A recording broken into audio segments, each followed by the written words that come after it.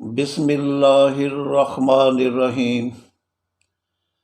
میرے آج کے قرآنی لیکچر کا عنوان ہے انسانوں کے امام کا انتخاب بیت اللہ کے سرپرست متقین کرتے ہیں۔ انسانوں کی فلاح و بہبود کے لیے ابراہیم علیہ السلام کو امام الناس مقرر کرتے ہوئے اللہ تعالیٰ نے فرمایا وَإِذِ ابْتَلَىٰ إِبْرَاهِيمَ رَبُّهُ بِكَلِمَاتٍ فَأَتَمَّهُنَّ قَالَ إِنِّي جَاعِلُكَ لِلنَّاسِ إِمَامًا۔ سورہ بقرہ آیت 124۔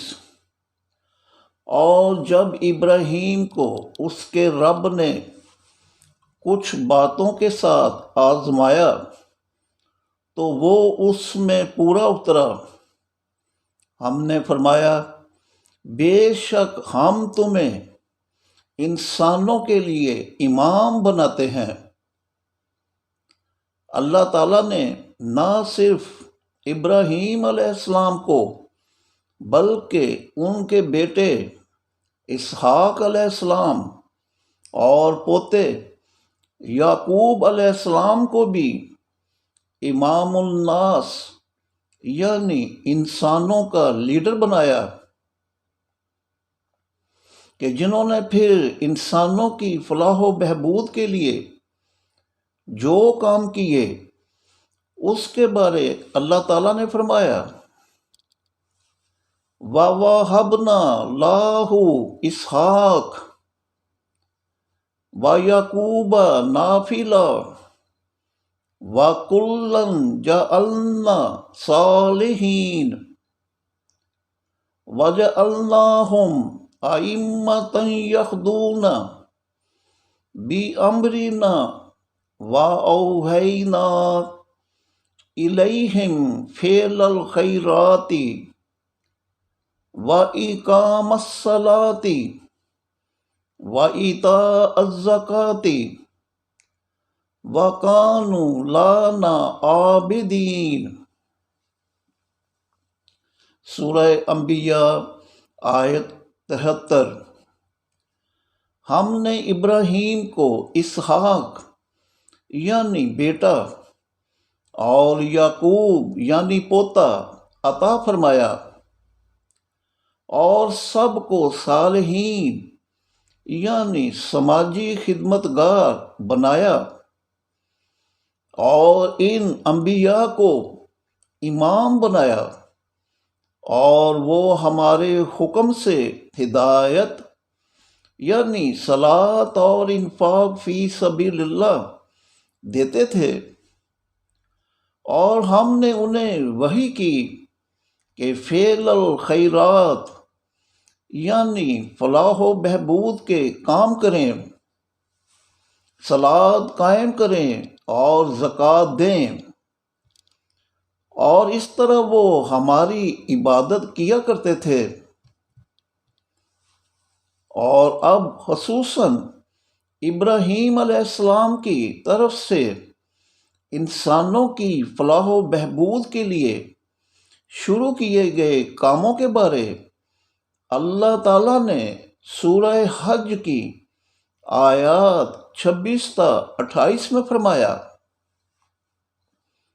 اور جب ہم نے اپنے گھر کو ابراہیم کے لیے مکان مقرر کیا اور کہا کہ کسی چیز کو میرا شریکہ نہ بنانا اور میرے گھر کو طائفین، قائمین اور رکوع سجود کرنے والوں کے لیے صاف ستھرا رکھنا اور انسانوں میں حج کے لیے اعلان کر دو کہ وہ دور دراز ملکوں سے پیدل اور دبلے اونٹوں پر اور اب کاروں اور بحری اور ہوائی جہازوں پر سوار ہو کر یہاں چلے آئیں تاکہ مشاہدہ کریں اپنے لیے شروع کیے گئے فائدے کے کاموں کا۔ آیت ہے لِيَشْهَدُوا مَنَافِعَ لَهُمْ۔ ابراہیم علیہ السلام کے بعد بھی چونکہ انسانوں کی امامت یعنی لیڈرشپ کا سلسلہ جاری رہنا تھا، اس لیے قرآن کریم نے حکم دیتے ہوئے فرمایا وَاتَّخِذُوا مِن مَّقَامِ ابراہیم مصلی۔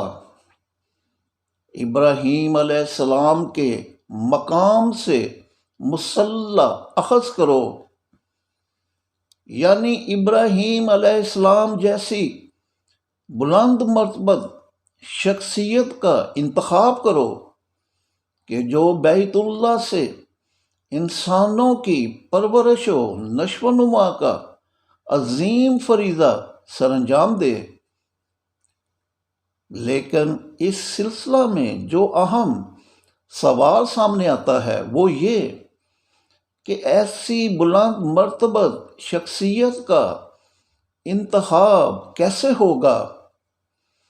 تو اس سلسلہ میں رہنمائی دیتے ہوئے اللہ تعالیٰ نے سورہ انفال کی آیات 35 اور 36 میں فرمایا کیا وجہ ہو سکتی ہے کہ اللہ انہیں عذاب نہ دے کہ جب وہ الناس کو مسجد الحرام میں آنے سے روک رہے ہیں، لہذا وہ اس مسجد کے سرپرست نہیں ہو سکتے، اس لیے کہ اس مسجد کے سرپرست تو صرف متقین ہی ہو سکتے ہیں، مگر ان میں سے اکثر اس حقیقت سے لا علم ہیں۔ اور اگر مسجد کے سرپرست متقی نہیں تو اللہ کے گھر میں ان کی صلاۃ سیٹی اور تالی بجانے کے سوا کچھ نہیں۔ تو اب اس کفر کے نتیجہ میں عذاب کا مزہ چکھو۔ انسانوں کی پرورش و نشو و نما کی عظیم ذمہ داری کو ادا کرنا چونکہ کوئی آسان کام نہیں، اس لیے ان آیات میں اللہ تعالیٰ نے صرف متقین کو مسجد الحرام کا سرپرست مقرر کرنے کا حکم دیا ہے۔ متقین وہ ایمان والے پیشہ ور ہوتے ہیں جو انفاق فی سبیل اللہ پر عمل کر کے مسلمان، مومن، صالح، محسن اور پھر متقین بنتے ہیں۔ مسجد الحرام کے سرپرست یہ متقین مختلف اسلامی ممالک سے منتخب شدہ ہوتے ہیں، اور یہ متقین پھر اپنے میں سے بہترین متقی کو مسجد الحرام یعنی بیت اللہ کا امام منتخب کرتے ہیں، جو پھر انسانوں کی فلاح و بہبود کے کام ان کے ممالک میں اپنی زیر نگرانی کرواتا ہے۔ چنانچہ متقی بن کر پھر امام الناس یعنی عالمی لیڈر بننا ہی ہر مسلمان کی وہ خواہش ہوتی ہے جس کے لیے وہ اللہ تعالیٰ سے یوں دعا کرتا ہے والذین یقولون ربنا ہب لنا من ازواجنا وذریاتنا قرۃ اعین واجعلنا للمتقین اماما۔ سورہ فرقان آیت 74۔ وہ جو کہتے ہیں کہ اے ہمارے رب، ہمیں ہماری ازواج اور ہماری ذریت سے آنکھوں کی ٹھنڈک دے اور متقیوں کا امام بنا۔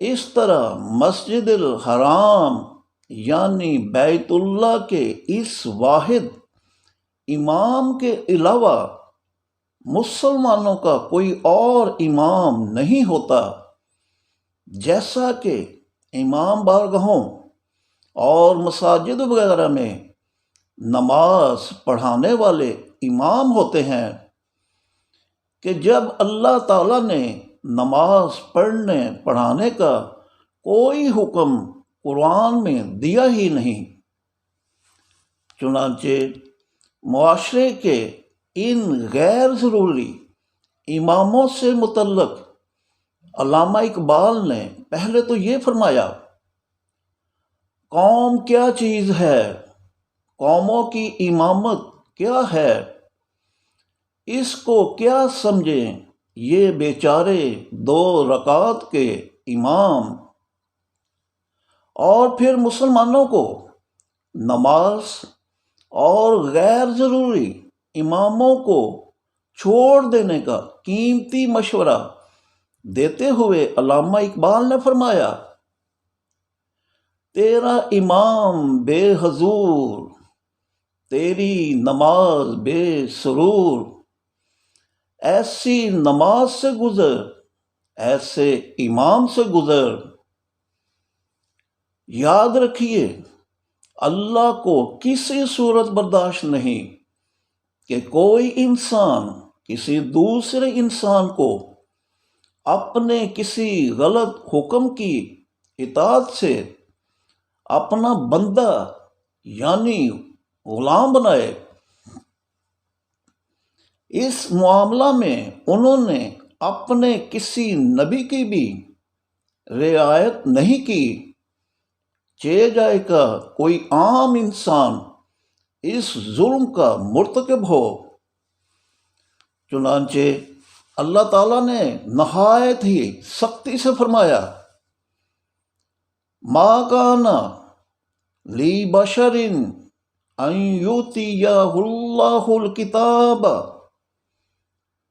والحکم والنبوۃ ثم یقول للناس کونوا عبادا لی من دون اللہ۔ سورہ آل عمران آیت 79۔